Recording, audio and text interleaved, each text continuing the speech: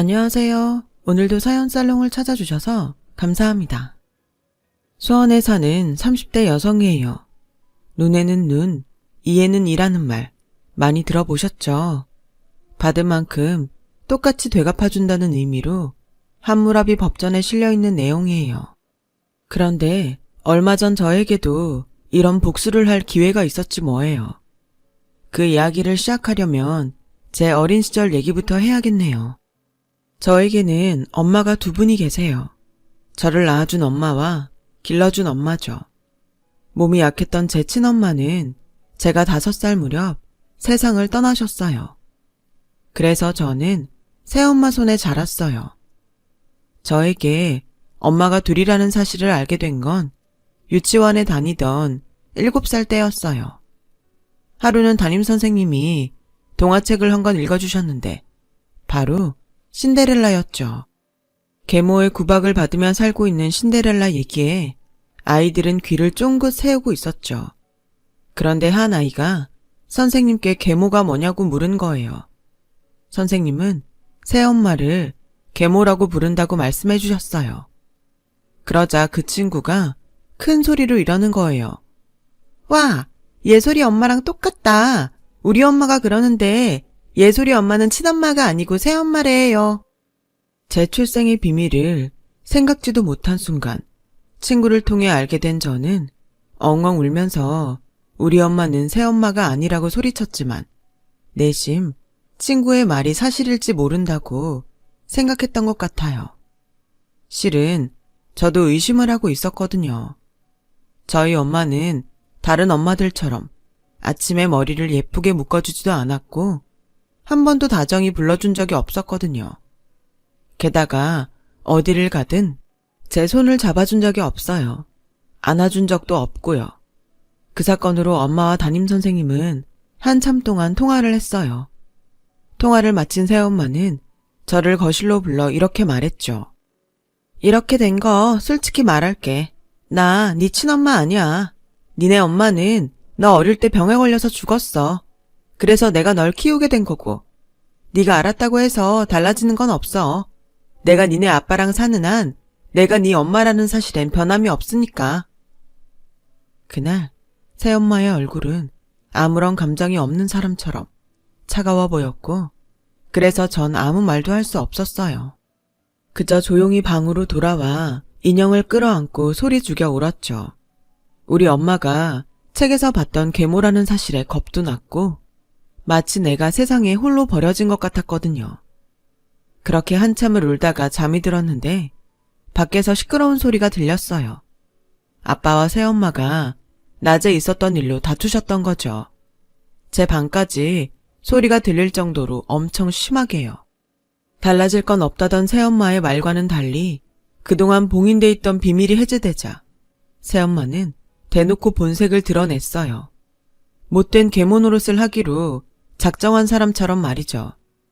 툭하면 저에게 네 엄마 닮아서 멍청하다느니 내 자식도 아닌데 정은 져서 뭐하냐는 둥 가슴에 상처가 될 말만 골라서 해댔죠.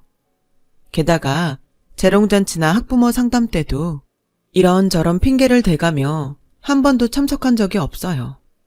그럴 때마다 새엄마 대신 유치원과 학교에 찾아와 준 건 바로 큰엄마였어요. 큰엄마는 철철이 제 옷도 사다 주시고 신발이며 학용품, 머리핀 같은 소소한 것들도 종종 사다 주곤 하셨어요. 그럴 때마다 새엄마는 도끼 눈을 뜨고 기분 나빠했지만요. 고마워해도 모자랄 판에 말이죠. 형님, 아무리 내 배 아파 낳은 딸은 아니지만 그래도 이런 정도는 저도 다 챙겨주고 있어요. 꼭 그렇게 유난을 떨어선 저를 나쁜 계모 취급을 해야 후련하겠어요? 그렇게 예솔이가 가여우면 차라리 형님이 데려다 키우지 그래요? 자기네 애들이나 챙길 일이지.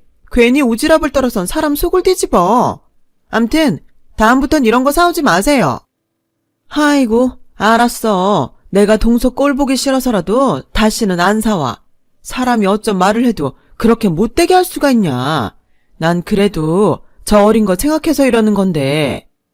결국 그날 이후 큰엄마는 제 선물을 사들고 찾아오는 일을 그만두셨어요. 대신 종종 저희 학교 앞으로 찾아와 떡볶이도 사주시고 용돈도 지어주고 가셨죠. 물론 새엄마 몰래 말이에요.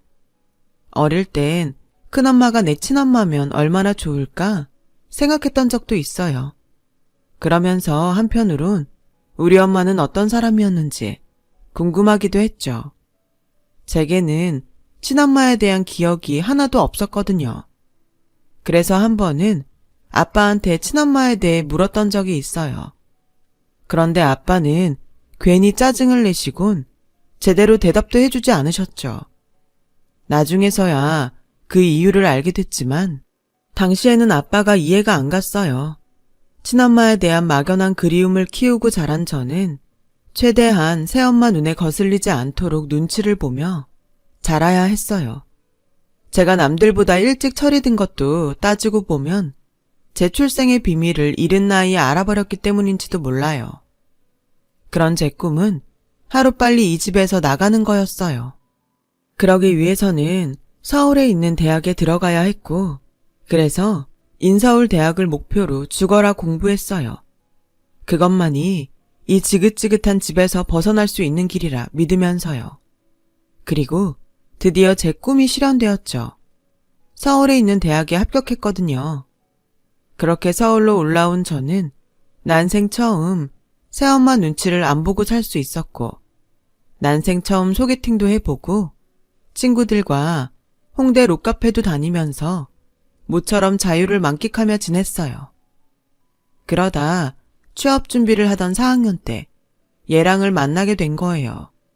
하루는 취업 자료를 구하러 학과실에 갔는데 조교가 번역 아르바이트 자리가 있는데 해보지 않겠냐고 하는 거예요.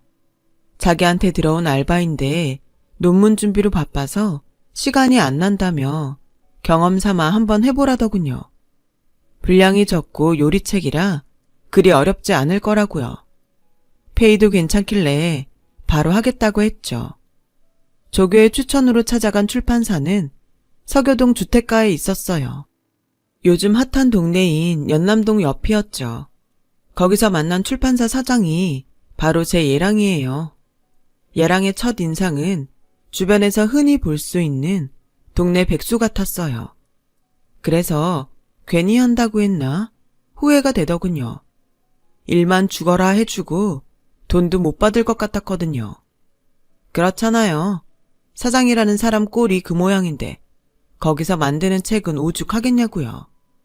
그래서 여차하면 거절을 하고 나오려는데 그런 제 마음을 읽었는지 그러는 거예요. 페이는 제 날짜에 드릴 테니 걱정 마세요. 규모는 작지만 매출은 괜찮은 편이거든요. 저 학교 후배라고 노동력 착취하는 꼰대는 아닙니다. 그 말에 괜히 미안하더라고요. 겉모습만 보고 사람을 판단한 제가 너무 창피하기도 했고요. 그래서 군말 없이 알바를 시작했어요. 그런데 일하면서 보니까 그동안 꽤 괜찮은 책들을 많이 만들었더라고요. 그중에는 저도 구입한 책도 몇 권 있었고요. 주로 번역서를 취급하는데 이름만 들어도 알만한 번역가들과 작업을 하고 있어서 애독자층도 형성돼 있었고요. 능력으로만 따지고 본다면 솔직히 저 같은 게 명함을 내밀 곳은 결코 아니었어요. 그런데 주제도 모르고 거절을 하려고 했더니 지나가던 개가 웃을 일이었죠. 암튼 2달여 정도 번역 일을 하면서 정말 많은 걸 배울 수 있었어요. 돈을 주고도 못 배울 것들을 돈까지 받으며 배웠으니 정말 운이 좋았던 거죠. 그렇게 무사히 번역 일을 마치고 2달 정도가 지났을까요? 얘랑한테 전화가 온 거예요. 이미 원고도 다 넘겼고 알바비도 다 정산 받았는데 무슨 일인가 했죠. 그런데 부득부득 보자는 거예요. 그래서 약속 장소로 나갔더니 불쑥 책을 내밀더라고요. 오늘 나왔어요. 수정씨의 첫 번역서. 이거 전해주고 싶어서 보자고 했어요. 바쁜데 귀찮게 한 건 아니죠? 사실 주말이라 씻지도 않고 집에서 퍼져 있으려 했는데 불러서 좀 귀찮긴 했지만 제 이름이 박힌 책을 보니 그런 생각은 싹 사라지더라고요. 그래서 전혀 그렇지 않다고 했죠. 실은 책도 책이지만 수정씨한테 할 얘기가 있어서요. 얘랑은 선뜻 말을 꺼내지 못하고 제 눈치를 살피며 입술만 달착거리고 있었어요. 그 모습에 순간 헉 했죠. 설마 이 남자 나한테 반했다고 사귀자고 하는 거 아니야? 하는 생각을 했거든요. 그런데 주제 넘은 말인지는 모르겠지만 취업 대신 유학을 가는 건 어때요? 물론 아직 수정씨 실력이 부족한 건 사실이지만 문장을 다루는 감도 좋고 문장력도 있는 것 같아서 조금 더 실력을 쌓으면 전문 번역가로 성장할 수 있을 것 같거든요. 요즘 일어 잘하는 친구들은 많지만 그렇다고 번역가가 그 나라 언어만 잘한다고 되는 건 아니거든요. 우리 글을 잘 다뤄야 번역도 잘할 수 있으니까요. 그런 의미에서 수정 씨는 충분히 경쟁력이 있어요. 그 말 해주고 싶어서 보자고 했어요. 순간 가슴이 따뜻해지는 것 같았어요. 누군가 나에게 기대를 하고 있다는 사실에 벅차고 왠지 한번 도전해보고 싶다는 생각까지 들더라고요. 이 사람을 실망시키고 싶지 않다는 생각도 있었고요. 하지만 그 자리에서 바로 결정할 일은 아니었어요. 그래서 한번 생각해보겠다고 했죠. 그날 이후 취업 활동을 하는데도 왠지 기운이 안 나고 구름 위에 앉은 것처럼 마음이 붕 떠있는 것 같았어요. 머릿속엔 일본 유학에 대한 생각만 가득한 것 같았고요. 그래서 큰엄마를 찾아가 이 얘기를 했더니 내가 정말 하고 싶은 게 뭔지 생각해보면 답을 찾을 수 있지 않겠냐고 하시더라고요. 어차피 더 이상 평생 직장은 없는 시대인데 그렇다면 자신이 좋아하는 일이라도 하는 게 좋지 않겠냐고요. 그 말을 들으니 안심이 됐어요. 솔직히 답정너 상태였거든요. 답은 정해져 있고 너는 내가 원하는 말만 해달라는 의미로요. 그래서 아빠한테 유학비 지원을 받아 일본 유학을 떠나게 되었어요. 그렇다고 아빠 돈만 믿고 손 놓고 지낼 수는 없었어요. 그래서 아르바이트를 해서 생활비라도 벌어야겠다고 생각했죠. 하지만 일본에선 유학 비자로 알바를 하려면 법무성에 자격 외 활동 허가를 신청해 허가서를 받아야만 하거든요. 게다가 주 28시간으로 노동시간까지 정해져 있어서 여간 까다로운 게 아니더라고요. 물론 허가서 없이 일을 하는 친구들도 있었지만 만약 적발되면 비자 갱신도 어렵고 강제 귀국을 당할 수도 있었죠. 그래서 차라리 학업이나 제대로 마치자 싶었는데 마침 그때 얘랑한테 메일이 온 거예요. 학비도 벌 겸 알바를 하지 않겠냐고요. 일본 현지에 출간된 책들을 읽어보고 책을 좀 추천해달라는 거였어요. 도서 구입비도 경비 처리해주겠다고요. 저야 완전 땡큐였죠. 책도 공짜로 사보고 딱히 번역 일을 해서 줘야 하는 것도 아니니까요. 그렇게 저는 얘랑네 회사에 알바를 하면서 생활비를 벌 수 있었어요. 그러는 중에 괜찮은 소설은 제가 직접 번역을 해보기도 했어요.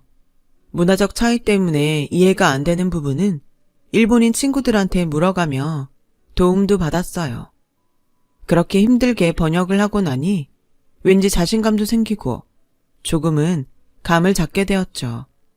그렇게 번역한 원고를 얘랑한테 메일로 보냈더니 그 책을 계약하고 싶다고 하더라고요. 그럼 번역은 저한테 맡겨주세요. 저 잘해낼 자신 있어요. 무리한 부탁인 건 알지만 그땐 정말 욕심이 나더라고요. 그래서 무작정 질러버렸죠. 그랬더니 얘랑이 그러라는 거예요. 1초의 망설임도 없이 말이죠. 그리고 몇 주 뒤 얘랑은 작가와 일본 쪽 출판사랑 얘기가 잘 됐다며 계약차 일본에 왔어요. 한국을 떠난 지 3년 반 만의 만남이었죠. 그날은 수업이 없는 날이어서 공항으로 마중을 나갔는데 오랜만에 만나서 그런가 차림이 말끔해져서 그런가 사람이 달라 보이더라고요. 마치 오랜만에 애인을 만나는 것처럼 설레기도 했고요. 그런데 얘랑도 저와 같았나 봐요. 입국장을 나오자마자 저랑 눈이 마주쳤는데 그대로 달려와 저를 와락 껴안지 뭐예요? 조금 당황했지만 싫지 않았어요. 솔직히 말하면 저도 마음속으론 그러고 싶었던 것 같아요. 어쩌면 공항이라는 공간이 주는 특별한 분위기 탓인지는 모르겠지만요. 아무튼 그날 우리는 출판사 담당자와 만나 무사히 계약을 할 수 있었어요. 계약을 성사한 예랑과 저는 근처 술집에서 맥주를 마시며 이번에 계약한 책과 문학에 대한 얘기를 이어나갔어요. 남녀 간의 치열한 대화는 격렬한 섹스를 나누는 것과 같다고 하더니 2시간가량 대화를 나눈 우리는 마치 무슨 일이 있었던 사람들처럼 후끈 달아올라 있었어요. 난생 처음 경험해본 일이라 집에 도착해서도 기분이 묘하더라고요. 그때였던 것 같아요. 이 남자와 평생 이렇게 대화를 나누며 살면 좋겠다고 생각한 거는요. 그래서 예랑이 있는 호텔로 전화해 우리 사귀자고 했어요. 그랬더니 이 남자가 뭐라는 줄 아세요? 아까부터 제 전화를 기다렸는데 왜 이제야 전화를 하냐더라고요. 술집에서 대화를 나누던 순간부터 이미 마음이 통한 걸 느꼈다나요? 아, 왠지 진 기분이 들더라고요. 하지만 그러면 어때요? 일과 사랑 모두 잡았는데 말이에요. 그렇게 연애를 시작한 우리는 반년간의 장거리 연애를 끝으로 제 귀국에 맞춰 결혼을 하기로 했어요. 반년 연애라고는 하지만 따지고 보면 유학을 떠난 그 순간부터 일을 핑계로 연애를 했던 기분이었죠. 그래서 결혼을 결정하는 데까지 그리 긴 시간이 들지 않았어요. 문제는 부모님 허락이었죠. 기껏 공부한다고 유학 보내놨더니 오자마자 결혼한다고 남자를 집에 데려왔다고 타박할 게 뻔했으니까요. 그래서 잔뜩 걱정을 한 채 예랑과 저희 집에 갔는데 아빠랑 새엄마 모두 엄청 기뻐하시더라고요. 아빠는 예랑의 손을 꼭 잡으시며 마치 결혼식장에서 사위한테 딸을 건네주며 말하듯 내 딸을 부탁하네. 이러시지 뭐예요. 그것도 그렁그렁한 눈으로 말이죠. 좀 오버스럽긴 했지만 아빠의 그런 모습을 보니 저도 울컥했어요. 거기다 새엄마는 평소에 안 하던 음식까지 잔뜩 차려놓곤 장모 노릇을 톡톡히 하지 뭐예요. 여자는 시집가면 출가 외인 아닌가? 그러니 자네가 우리 애 좀 잘 챙겨주게. 내 부탁 좀 함세. 당시엔 몰랐지만 새엄마의 그런 행동에는 나름의 이유가 있었어요. 아빠가 대장암 말기로 시한부 판정을 받은 상태였더라고요. 안 그래도 눈에 가시인 제가 스스로 나가 떨어져 준다고 하니 좋아 죽겠던 거죠. 저희 아빠 재산도 다 자기 손에 들어갈 테니 말이에요. 시댁에서도 결혼 허락을 받은 우리는 그해 가을 결혼식을 올리기로 했어요. 그런데 여름 무더위가 끝나가던 무렵 아빠가 세상을 떠나시고 만 거예요. 너무 늦게 아빠의 투병 소식을 들었던 저는 아빠가 돌아가시기 한 달 전에야 아빠가 암투병 중이란 사실을 알 수 있었고 그 한 달 내내 아빠의 병상을 지키며 간호를 했어요. 그리고 그제야 왜 그렇게 아빠가 제 결혼을 반기셨는지 알 수 있었죠. 저만 혼자 남겨두고 떠나기 힘들었던 거예요. 아빠마저 세상을 떠나고 나면 제 곁에는 아무도 없게 되니까요. 자신의 죽음보다 남겨질 자식을 더 걱정하다니 이런 게 바로 부모의 마음인가 봐요. 아빠의 장례가 끝나자마자 새엄마는 기다렸다는 듯이 본색을 드러냈어요. 네 아빠 일로 결혼식도 미뤘다지? 차라리 잘 됐다. 안 그래도 내키지 않는 혼주 자리에 앉는 게 걸렸는데. 혹여라도 결혼식 때 날 부를 생각은 말아라. 네 아빠도 간 마당에 내가 네 엄마 노릇 하는 것도 웃기잖니? 우리 이제 남남으로 살자. 너도 그게 편하지 않겠니? 무소식이 희소식이다 생각할 테니 너도 그렇게 해줬으면 좋겠다. 네 아빠 유품은 택배로 붙여줄 테니 굳이 집으로 올 거 없어. 돈 될 만한 것도 없으니까. 새엄마는 그 말만 남기곤 쌩하니 차를 타고 가버렸어요. 그런데 다신 보지 말자며 가버린 새엄마가 며칠 뒤 제게 전화를 했지 뭐예요. 잔뜩 화가 난 목소리로요. 너 이 지집애 네 짓이지? 네가 아픈 네 아빠 꼬드겨서 땅이며 건물까지 빼돌린 거지? 다 내 거야. 당장 내놔. 내가 고작 집 한 채 받자고 네 아빠랑 산 줄 알아? 여우 같은 게 지 아빠 병수발 든다고 할 때부터 알아봤어야 되는데. 너 그거 당장 안 내놓으면 나 가만 안 있어. 10년이 걸리든 100년이 걸리든 소송을 해서라도 내가 다 받아낼 거라고. 처음엔 무슨 소린가 했어요.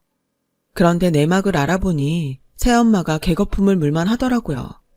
아빠가 돌아가시기 전 거의 대부분의 재산을 제 앞으로 돌려놓으셨더라고요. 새엄마한테는 살던 집 한 채가 다였고요. 믿는 도끼에 발등 찍힌 거죠. 늙은 남편 죽고 말년에 노났구나 생각을 했을 텐데 말이에요. 아빠 덕분에 생각지도 않은 재산이 생겼지만 하루아침에 천의 고아가 된 저는 마음이 심란했어요. 무엇보다 시댁에 어떻게 얘기해야 할지 막막하더라고요. 아빠 일로 결혼도 미뤘는데 이제와 엄마도 결혼식에 참석 안 하겠다고 말해야 했으니까요. 그래서 답답한 마음에 큰엄마를 찾아갔는데 거기서 놀라운 사실을 알게 된 거예요. 엄마가 살아있다고요? 어디에요?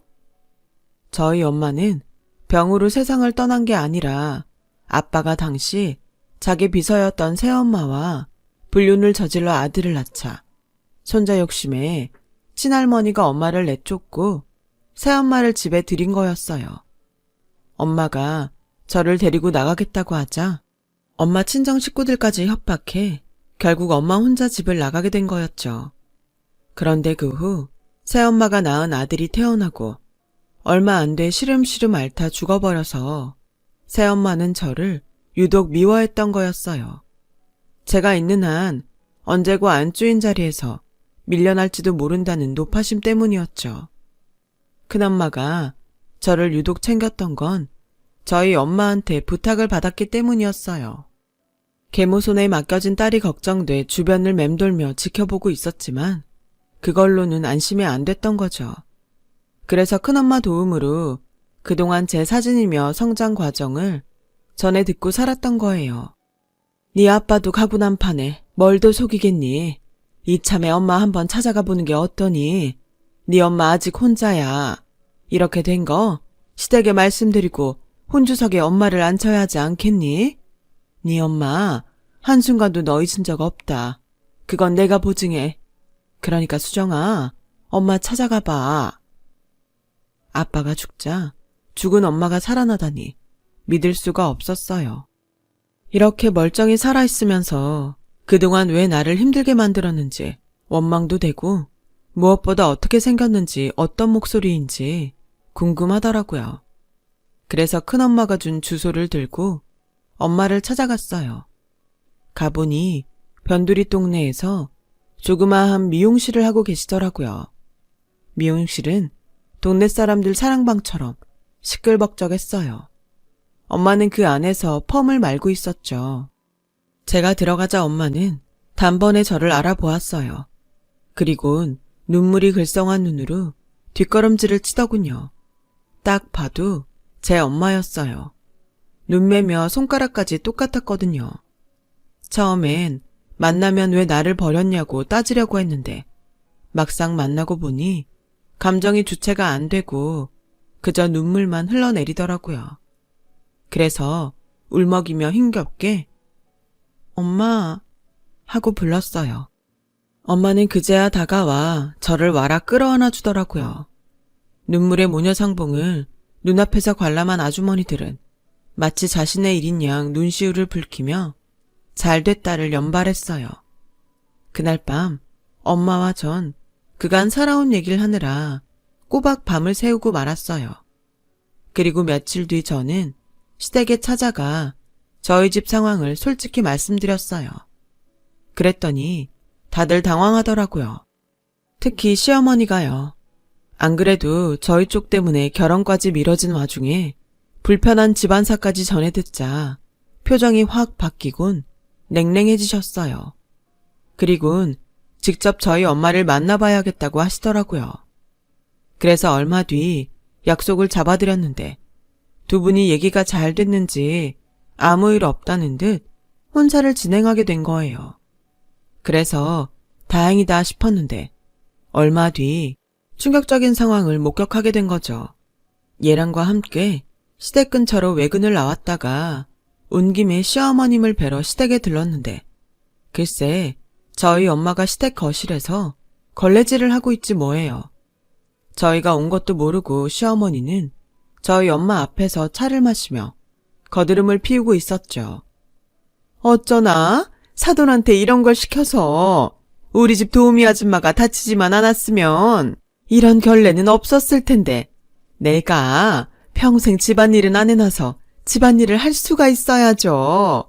일도 해본 사람이나 한다고 팔자가 이런 걸 어떡해요. 말이 났으니 말인데 어떻게 자식 버리고 집을 나갈 생각을 했대요? 나 같으면 생각도 못할 일인데 막말로 자식 버리고 집 나간 엄마가 어디 엄만가? 안 그래요? 내가 어지간하면 그런 집구석이랑은 사돈 안 하려고 했는데 이렇게 부탁도 들어주고 앞으로도 우리 집에 충성을 다한다니 어쩌겠어요. 사람 하나 살린다 셈치고 봐줘야지. 거지 동량 주는 심정으로 받아주기로 한 거니까 고마운 줄 알아야 돼요. 괜히 안 사돈 대접받겠다고 나오면 정말 곤란해요. 알았죠? 순간 피가 거꾸로 솟았어요. 그래서 달려들어가 엄마를 일으켜 세우곤 버럭 질렀어요. 엄마, 여기서 뭐 하는 거야? 엄마가 왜 여기서 이러고 있냐고. 게다가 충성을 다한다니? 엄마가 무슨 충성을 다해? 대체 왜? 나 엄마가 이런 되먹지 않은 여자한테 이런 대접 받으라고 결혼한 거 아니야. 이깟 결혼 안 하면 그만이야. 그러니까 이런 식으로 나한테 미안한 마음 갚으려고 하지 말라고. 딸 때문에 인간 같지 않은 것들한테 고개 숙이고 당하지 말란 말이야. 엄마가 이러면 나 정말 힘들어. 그러니까 하지 말라고. 제 눈물에 엄마는 눈시울을 붉히며 걸레를 내려놓았어요. 그리곤 연신 미안하다는 말만 되뇌었죠. 그러자 어머님이 버럭 소리쳤어요. 지금 뭐 하는 짓거리야? 누가 보면 내가 네 엄마를 강제로 부려먹은 줄 알겠다. 이봐요 안사돈. 내가 언제 강제로 와서 일하라고 하던가요? 난 그저 그간 부모 노릇도 못했으니 이제라도 자식 위에 몸으로라도 때워야 하지 않겠냐고 했을 뿐인데 내가 뭘 잘못했다는 거야? 살다 별것들을 다 만나서 똥바가지를 다 뒤집어 쓰게 됐네. 참. 똥바가지요? 똥덩이가 똥바가지 좀 쓴다고 뭐가 문제겠어요. 인성이 그 모양인데 똥 더러운 것만 하겠냐고요. 그리고 거지 동량 주는 심정이라고요? 기가 막혀서 정말. 제대로 된 사람은 거지 동량 줄 때도 예의를 지켜가며 줘요. 상대가 상처받지 않도록. 괜히 되도 않는 것들이나 가진 폼 다 잡아가며 생색내는 거지. 당신처럼 말입니다. 아, 그리고 오늘 우리 엄마 부려먹은 일당 제대로 쳐주세요. 당신 같은 인간한텐 조금도 손해보고 싶지 않으니까요. 저는 그 길로 엄마 손을 잡고 나왔어요. 그리고 며칠 뒤 얘랑한테 정식으로 파혼 선언을 했어요. 사랑 때문에 내 부모를 인간 같지 않은 것들한테 욕보이기 싫었거든요. 게다가 남자 하나만 보고 결혼을 할 만큼 제가 멍청하진 않거든요.